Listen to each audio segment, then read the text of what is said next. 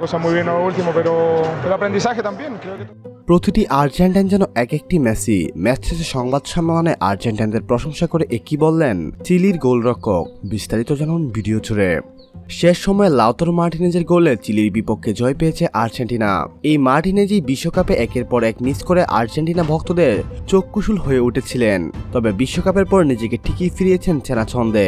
চলতি বছর ক্লাবের হয়ে ইতালিয়ান সিরিয়া জয় করেছেন, যেখানে হয়েছেন বর্ষসেরা স্ট্রাইকার।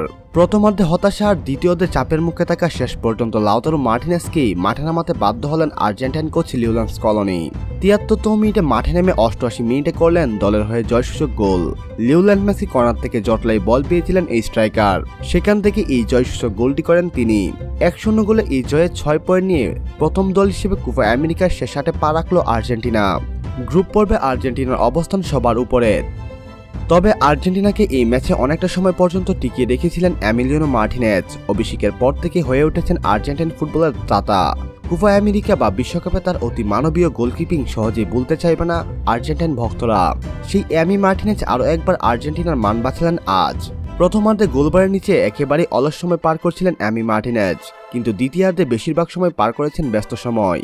দ্বিতীয়ার্ধের ৭২তম এবং ৭৬তম মিনিটে রদ্রিগোর এবেচেরি ২ দফায় জোরালো শট করেছিলেন। তবে এমিলিয়ানো মার্টিনেজ তার হাত দিয়ে বাঁচিয়ে দেয় দলকে।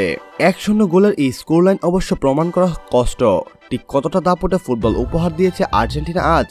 গোলমুখে চিলির ৩ শটের বিপরীতে তারা নিয়েছে ২২টি শট। ৬টি বিগ চান্স সামনে এসেছিল, ৯টি শট ছিল অন টার্গেট।